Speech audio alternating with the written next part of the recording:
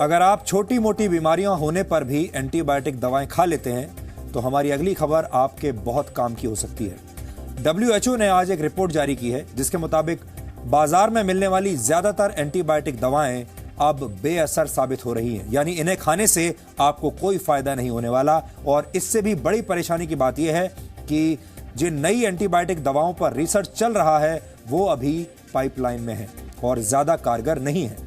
WHO के मुताबिक जिन antibiotic दवाओं पर रिसर्च किया जा रहा है उनमें से ज्यादातर पुरानी है और उनसे सिर्फ शॉर्ट टर्म सॉल्यूशन यानी कुछ देर का आराम ही आपको मिल सकता है। WHO की ताजा रिपोर्ट के मुताबिक लंबे समय तक एंटीबायोटिक खाने से शरीर में मौजूद बैक्टीरिया रेजिस्टेंट हो जाते हैं। इनमें सबसे ज्यादा खतरा होता है ट्यूबरकुलोसिस यानी टीबी के इन्फेक्शन का। टीबी से भारत में वर्ष 2015 में करीब 4,80,000 लोगों की मौत हुई थी और आगे एंटीबायोटिक दवाओं के बेअसर होने से यह संख्या और बढ़ सकती है। WHO की रिपोर्ट के मुताबिक 12 नए ऐसे पैथोजेंस की पहचान की गई है जो निमोनिया जैसे बीमारियों का कारण बनते हैं। और परेशानी की बात यह है कि बाजार में मौजूद एंटीबायोटिक्स इन नए पैथोजेंस पर बिल्कुल बेअसर साबित हो रहे हैं, यानी हमें जल्द ही नई एंटीबायोटिक दवाओं की जरूरत पड़ेगी। आपको जानकर हैरानी होगी कि पूरी दुनिया में हर साल 7 लाख लोगों की मौत एंटीबायोटिक रेजिस्टेंस की वजह से हो जाती है और वर्ष 2050 तक यह आंकड़ा 1 करोड़ प्रति वर्ष भी हो सकता है। एंटीबायोटिक दवाओं के इस्तेमाल के मामले में हमारा देश भारत पूरी दुनिया में नंबर 1 पर है।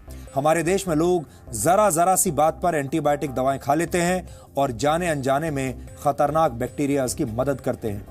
सामान्य भाषा में कहा जाए तो वक्त गुजरने के साथ एंटीबायोटिक दवाएं खा खाकर शरीर के हानिकारक बैक्टीरिया अब इतने ताकतवर हो गए हैं कि उन पर इन दवाओं का असर होना बंद हो गया है। इसलिए आप इस बात का जरूर ध्यान रखें और अपने डॉक्टर से सलाह किए बगैर कभी भी एंटीबायोटिक्स न लें। डीएनए में अब हम वेंटिलेटर की बात करेंगे। यह शब्द अक्सर आपने अस्पतालों में गंभीर रूप से बीमार मरीजों के संदर्भ में सुना होगा। भगवान करे आपके किसी करीबी को कभी भी वेंटिलेटर की जरूरत ना पड़े, लेकिन जो लोग मौत से संघर्ष कर रहे होते हैं उनके लिए वेंटिलेटर कई बार जिंदगी देने वाला एक वरदान साबित होता है। हालांकि इसका सेटअप बहुत महंगा होता है और इसका खर्च हर मरीज नहीं उठा सकता, लेकिन दिल्ली के एम्स अस्पताल में अब एक ऐसा क्रांतिकारी आविष्कार हुआ है कि वेंटिलेटर आपकी जेब में समा जाएगा और इसकी कीमत भी बहुत कम हो जाएगी। इस आविष्कार का नाम है पॉकेट वेंटिलेटर। यह बहुत गर्व और खुशी की बात है कि वेंटिलेटर को लेकर हुई यह क्रांति पूरी तरह से मेड इन इंडिया है। इसे 25 वर्ष के एक वैज्ञानिक ने एम्स की मदद से तैयार किया है। पॉकेट वेंटिलेटर ऐसे मरीजों पर कारगर है जो गंभीर हालत में खुद सांस नहीं ले सकते। यह छोटा सा दिखने वाला वेंटिलेटर 5 साल तक काम कर सकता है और इसकी कीमत करीब 15 से 20 हजार रुपए होगी, जबकि अस्पतालों में वेंटिलेटर का सेटअप करीब 3 लाख से 15 लाख रुपए में तैयार होता है। हॉस्पिटल में इस्तेमाल किए जाने वाले वेंटिलेटर में अलग से ऑक्सीजन सिलेंडर लगाया जाता है जो इस खर्च को और महंगा कर देता है, लेकिन पॉकेट वेंटिलेटर के साथ ज्यादातर मामलों में ऑक्सीजन सिलेंडर का इस्तेमाल नहीं किया जाता। ये वेंटिलेटर करीब 80% मरीजों को वातावरण में मौजूद हवा के जरिए ही सांस लेने में मदद करेगा। एक आंकड़े के मुताबिक 70% मरीजों को सांस न ले पाने की वजह से ही वेंटिलेटर की जरूरत पड़ती है। हालांकि 20% मरीज ऐसे भी होंगे जिन्हें इस मशीन के साथ ऑक्सीजन सिलेंडर को जोड़ना पड़ेगा, लेकिन कुछ मामलों में अस्पताल में मौजूद एडवांस्ड वेंटिलेटर्स बेहतर काम करते हैं। सांस लेने में मदद करने के अलावा एडवांस्ड वेंटिलेटर ब्लड प्रेशर बताता है और समय समय पर हार्ट रेट भी चेक करता है। आपने अक्सर इस तरह की खबरें सुनी होंगी कि ऑक्सीजन और बेड की कमी की वजह से मरीज की मौत हो गई। आपने ये भी सुना होगा कि मरीज को समय पर वेंटिलेटर मिल जाता तो शायद उसकी जान बच जाती। एम्स के रिसर्च के मुताबिक वहां हर साल करीब 200 मरीज ऐसे आते हैं जिन्हें जीवन भर वेंटिलेटर की जरूरत होती है। जाहिर है पूरे देश में ऐसे मरीजों की बहुत बड़ी संख्या होगी। इन मरीजों के लिए पॉकेट वेंटिलेटर एक वरदान साबित हो सकता है और आज हमने इस क्रांतिकारी आविष्कार पर एक स्पेशल रिपोर्ट तैयार की है। इस रिपोर्ट में गर्व की मात्रा थोड़ी ज्यादा है क्योंकि भारत ने अपने दम पर दुनिया का सबसे सस्ता वेंटिलेटर बना लिया है।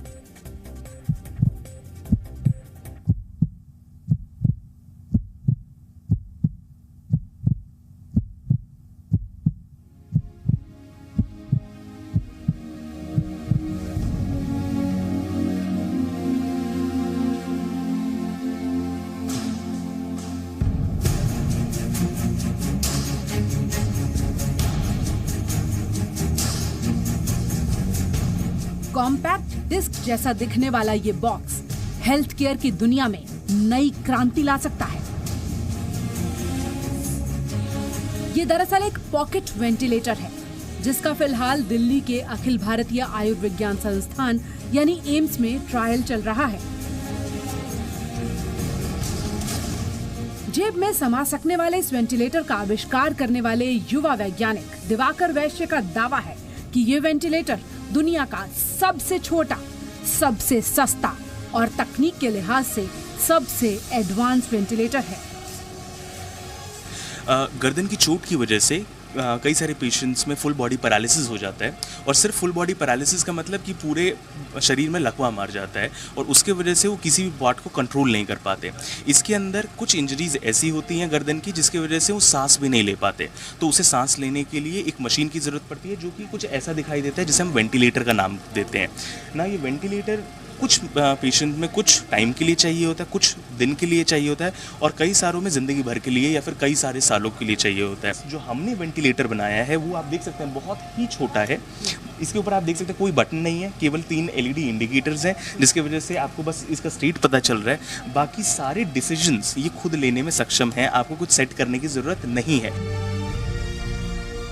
ये वेंटिलेटर क्या क्रांति ला सकता है, ये आप सचिन को देखकर समझ सकते हैं।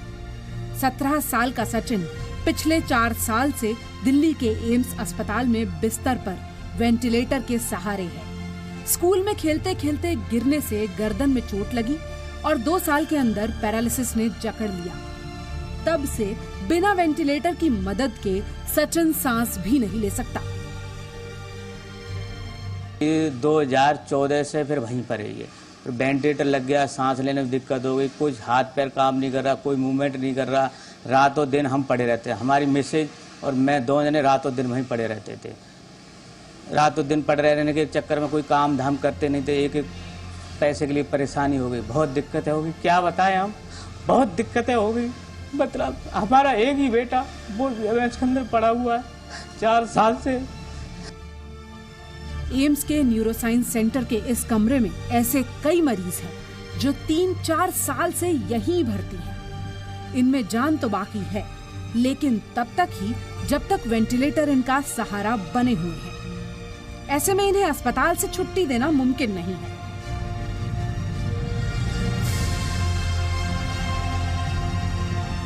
जरा सोचिए, अगर ये वेंटिलेटर हर जरूरतमंद को वक्त पर मुहैया हो सके तो बिना वेंटिलेटर और बिना ऑक्सीजन के मरने वालों को बचाया जा सकेगा।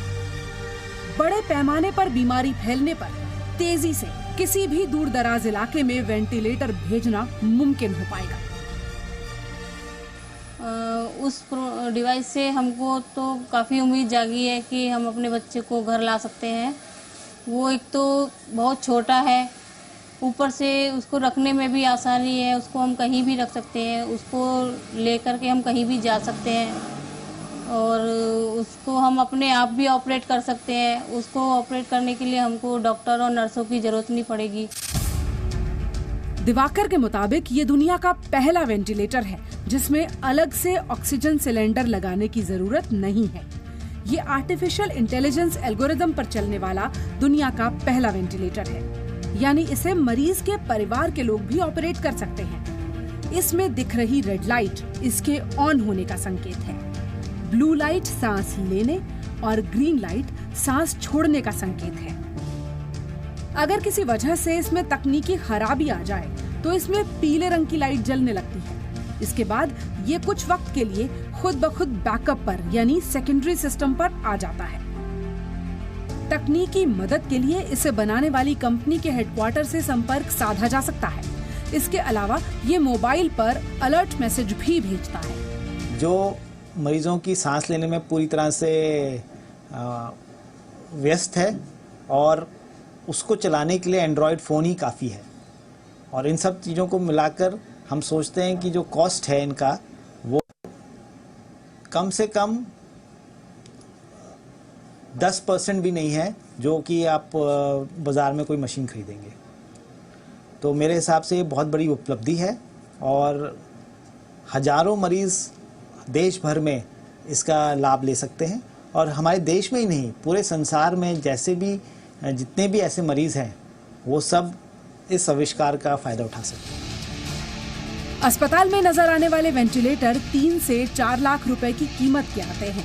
इन्हें समझने और चलाने के लिए मेडिकल प्रोफेशनल की जरूरत भी पड़ती है, जबकि इस वेंटिलेटर की कीमत 15 से 20 हजार रुपए तक होने का अनुमान है। बाजार में 30 हजार की कीमत के कुछ डिस्पोजेबल वेंटिलेटर पहले से मौजूद हैं, लेकिन वो सिर्फ 4 हफ्ते तक चलते हैं। कई वेंटिलेटर्स के साथ ऑक्सीजन सिलेंडर भी खरीदने पड़ते हैं। एक ऑक्सीजन सिलेंडर का खर्च रोजाना 3 से 4 हजार रुपए का होता है, जबकि नया पॉकेट वेंटिलेटर वातावरण में मौजूद हवा को ही इस्तेमाल करता है। इसमें अलग से ऑक्सीजन सिलेंडर की जरूरत नहीं होती। मरीज की सांस की गति के हिसाब से ये खुद को एडजस्ट कर सकता है। इस वेंटिलेटर को एंड्रॉयड मोबाइल फोन पर ऐप के जरिए भी चलाया जा सकता है। जैसे आप यहाँ पे देख रहे हैं, रेड आपको पावर लाइट के लिए दिखाई दे रहा है, साथ में इसके अंदर ग्रीन मतलब कि सांस बाहर छोड़ रहे हैं और ब्लू का मतलब कि वो सांस अंदर ले रहे हैं। केवल ये 3 लाइटें हैं। अगर इसके अंदर कुछ भी गड़बड़ होती है at any point of time तो इसके अंदर येलो लाइट जल जाएगी। मोबाइल के ऊपर लिखा हुआ आ जाएगा, आप लैंग्वेज भी चूज़ कर सकते हैं, इंग्लिश या हिंदी। उसके अंदर लिखा हुआ आ जाएगा कि क्या दिक्कत है और किस तरीके से आप उसे सॉल्व कर सकते हैं। तो आपको किसी तरीके से इसको सीखने की ज़रूरत नहीं है, बिकॉज टेक्नोलॉजी जैसे जैसे आगे बढ़ती है हमें उसके साथ आगे बढ़ना पड़ता है। लेकिन इस वेंटिलेटर के साथ, इस टेक्नोलॉजी के साथ हमने इसे इस तरीके से बनाया है ताकि इसके लिए सीखने के लिए ट्रेनिंग की किसी को कोई ज़रूरत ना पड़े। सांस लेने के लिए डॉक्टर मरीज के गले में एक ट्यूब डाल देते हैं। उस ट्यूब को वेंटिलेटर से जोड़ दिया जाता है। ये वेंटिलेटर बिजली से चलता है। ट्यूब को वेंटिलेटर से जोड़ने के बाद बिजली का प्लग ऑन करते ही वेंटिलेटर काम करने लगता है। इस वेंटिलेटर में प्रेशर सेंसर लगा है जो मरीज को उनकी इच्छा के अनुसार सांस लेने और छोड़ने में मदद करेगा। अब सबसे बड़ी बात ये कि ये मरीजों तक कब पहुंच जाएगा। एम्स के न्यूरोसर्जरी डिपार्टमेंट में फिलहाल इस मशीन का ट्रायल मरीजों पर किया जा रहा है। सचिन भी उन्हीं मरीजों में से एक मरीज हैं जो इस ट्रायल का हिस्सा है। इसके बाद इसे FDA की मंजूरी के लिए भेजा जाएगा। एम्स के डॉक्टर और इसे बनाने वाले 25 साल के दिवाकर का मानना है कि सरकार अगर इस वेंटिलेटर को बाजार में लाने में आगे आए तो ये काम जल्दी किया जा सकता है, ताकि एक एक सांस के लिए मौत से लड़ रहे मरीजों को जिंदगी की ये नई सौगात जल्द मिल सके। तो बहुत से ऐसे मरीज जो कि अपने घर पर रहकर भी वेंटिलेटर की ज़रूरत को पूरा कर पाएंगे सिर्फ एक ऐप की मदद से, और बिना ऐप के चाहें तो फिर हेड ऑफिस से जुड़कर इस वेंटिलेटर को अपने आप कंट्रोल करना भी सीख सकते हैं। इसमें बहुत ज़्यादा कुछ करने की ज़रूरत नहीं है, जैसा दिवाकर ने बताया। 15 से 20 हज़ार अगर कॉस्ट इसकी रखी जाती है तो वो आजकल एक साधारण स्मार्टफोन की कॉस्ट से भी कम मानी जानी चाहिए। लेकिन अभी रास्ता लंबा है। इसे आम लोगों तक पहुँचाने के लिए सरकार के चैनल की उम्मीद की जा रही है कि उसके ज़रिए इसे लोगों तक पहुंचाया जा सके, ताकि ये जान बचाने वाली चीज़ है और ये सिस्टमैटिक तरीके से लोगों तक पहुंचेगी तो लोगों में भरोसा भी जगेगा इस बात का, ये भी जाहिर है। पूजा मक्कड़, जी मीडिया, दिल्ली। जिस देश का हेल्थ सिस्टम खुद वेंटिलेटर पर हो, उस देश में पॉकेट वेंटिलेटर की खोज किसी बड़ी क्रांति से कम नहीं है। हमें उम्मीद है कि यह आविष्कार बहुत जल्द बाजार में पहुंच जाएगा और इससे आप सबको फायदा होगा।